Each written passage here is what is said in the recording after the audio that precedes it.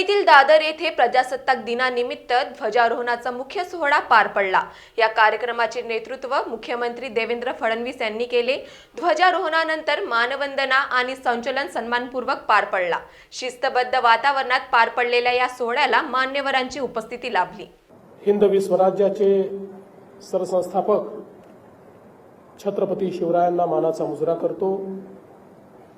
भारतीय राज्यघटनेचे शिल्पकार भारतरत्न डॉक्टर बाबासाहेब आंबेडकर यांना मानवंदना अर्पित करतो।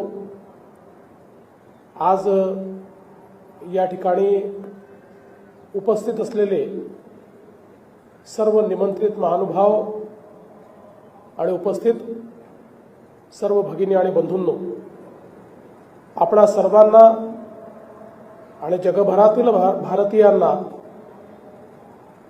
प्रजासत्ताक दिनाच्या मी मनपूर्वक शुभेच्छा देतो आणि आपला प्रजासत्ताक आणि आपली लोकशाही ही चिरायू हो अशी ईश्वरचरणी प्रार्थना करतो। आपल्या सर्वांनाच कल्पना आहे की 26 जानेवारी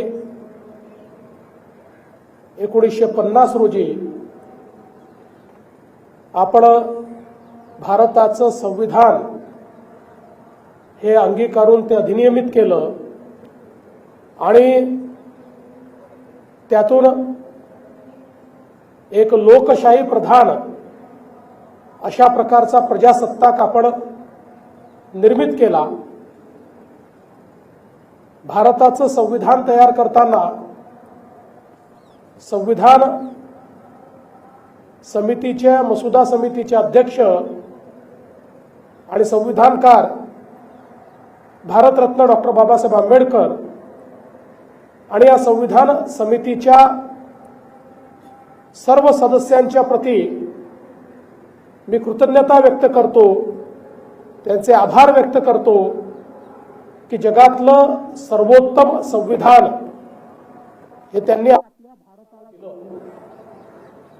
आज या प्रसंगी भारतीय स्वातंत्र्याकरता देखील ज्या स्वातंत्र्य संग्राम सेनानींनी बलिदान दिलं, ज्यांनी हाल अपेष्टा सोसल्या, त्या सर्व स्वातंत्र्य संग्राम सेनानींची देखील आठवण काढत त्यांच्याही चरणी मी नतमस्तक होतो।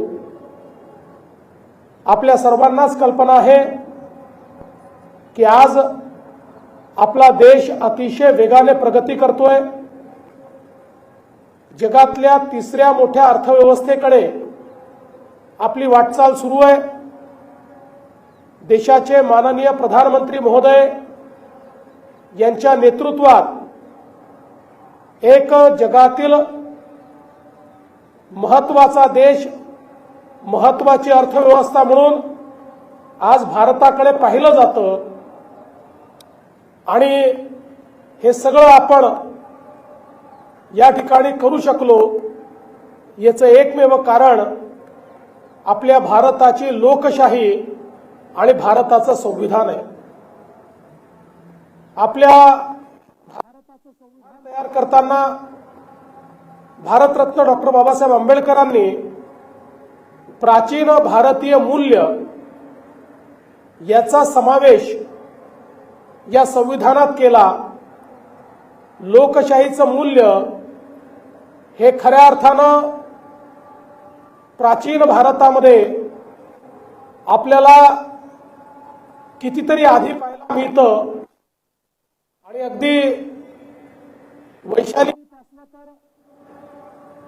अनुभव मंटपमपर्यंत एक मोठी वाटचाल ही लोकशाही तत्वांची भारतीय जीवन व्यवस्थेत आणि जीवन पद्धतीत आपल्याला पाहायला मिळते, जी मॅग्ना कार्टाच्या कितीतरी आधी या भारताने अंगीकारली होती।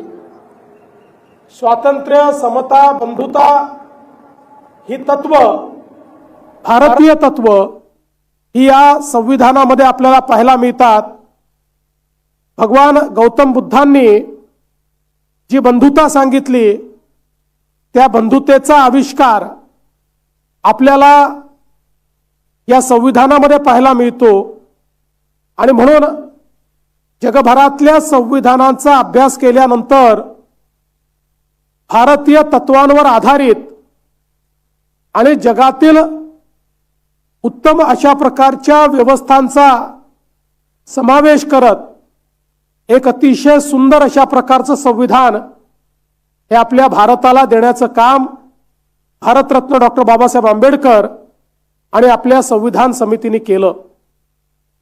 आज याच संविधानाच्या अंतर्गत काम करत असताना आपला महाराष्ट्र जी संतांची भूमी आहे, जी वीरांची भूमी आहे, छत्रपती शिवरायांनी ज्या भूमीला स्वाभिमान शिकवला त्या भूमीमध्ये आज आपण पाहतोय की देशाच्या विकासाचं इंजिन म्हणून आपला महाराष्ट्र अतिशय चांगल्या पद्धतीनं काम करतोय. आणि नुकतंच दावोस येथे जी काही वर्ल्ड इकॉनॉमिक फोरम झाला त्या ठिकाणी महाराष्ट्राने 30 लाख कोटी रुपयाची गुंतवणूक त्याचे करार संपन्न केले आणि महाराष्ट्र थांबणार नाही, तो पुढेच जात राहील अशा पद्धतीनं महाराष्ट्राची वाटचाल अधोरेखित केली. या गुंतवणुकीचा सगळ्यात महत्त्वाचा जर काही परिणाम असेल तर महाराष्ट्राच्या सर्व भागांमध्ये आज गुंतवणूक येते. विदर्भ असो, मराठवाडा असो, उत्तर महाराष्ट्र असो, पश्चिम महाराष्ट्र असो, मुंबईसह कोकण असो, सर्व भाग हे महाराष्ट्राच्या विकास गंगेचे भाग होत आहेत आणि मोठ्या प्रमाणात सर्व भागांमध्ये रोजगार निर्मितीचं काम हे सरकारच्या माध्यमातून सुरू आहे. महाराष्ट्रामधला आमचा शेतकरी सुखावला पाहिजे या दृष्टीने देखील महाराष्ट्र सरकारने सातत्याने भूमिका घेतली आणि ज्या ज्या वेळी शेतकरी अडचणीत आला त्या त्यावेळी शेतकऱ्यांना भरघोस मदत करण्याचं काम देखील महाराष्ट्र शासनाच्या वतीनं झालं. आणि आता पुढच्या टप्प्यामध्ये दुष्काळमुक्त महाराष्ट्राकडे वाटचाल करत नदी जोड प्रकल्पाच्या माध्यमातून महाराष्ट्राच्या कानाकोपऱ्यामध्ये पाणी पोचवून शेतकऱ्यांना सुजलाम सुफलाम करण्याचा प्रयत्न हा आपल्या शासनाच्या माध्यमातून केला जाणार आहे. पायाभूत सुविधांच्या बाबतीत महाराष्ट्र नवनवीन विक्रम करताना आपल्याला पाहायला मिळतोय. मुंबईतलं MMR रिजन मधलं इन्फ्रास्ट्रक्चर असो की समृद्धी महामार्ग किंवा होऊ घातलेला शक्तीपीठ महामार्ग असो, प्रत्येक पायाभूत सुविधेचा प्रकल्प हा नवीन विक्रम स्थापित करणारा अशा प्रकारचा प्रकल्प आहे. एकीकडे पायाभूत सेवा सुविधांसोबतच समाजातले जे वंचित घटक आहेत, अनुसूचित जातीचे, अनुसूचित जमातीचे, यांच्याकरता देखील विशेष योजना तयार करून विकासाच्या मुख्य धारेमध्ये त्यांना आणण्याचं काम हे शासनाच्या वतीनं सातत्याने सुरू आहे. ग्रामीण भागामध्ये प्रधानमंत्री आवास योजनेच्या माध्यमातून 30 लाख घरं बांधकाम सुरू आहे आणि हा देखील एक नवीन विक्रम या ठिकाणी आपण प्रस्थापित केला आहे.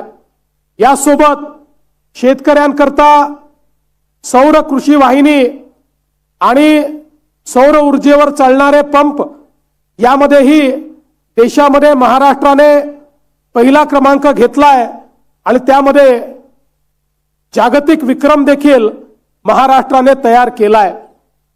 एकूणच लाडकी बहीण योजना असेल, शेतकऱ्यांकरता मोफत विजेची योजना असेल, विविध योजनांच्या माध्यमातून समाजातल्या प्रत्येक घटकाचा विकास करण्याचा प्रयत्न हा शासनाच्या माध्यमातून चाललाय. आणि निश्चितपणे येत्या काळामध्ये महाराष्ट्र भारताच्या अर्थव्यवस्थेचा कणा म्हणून या ठिकाणी कार्य करेल हा विश्वास मी व्यक्त करतो. पुन्हा एकदा आजच्या प्रजासत्ताक दिनाच्या मी सर्वांना शुभेच्छा देतो.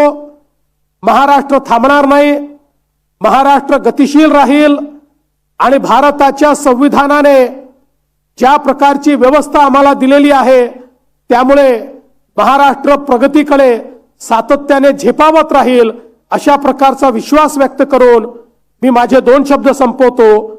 जय हिंद, जय महाराष्ट्र. Bureau report Mahanews 7 Nagpur.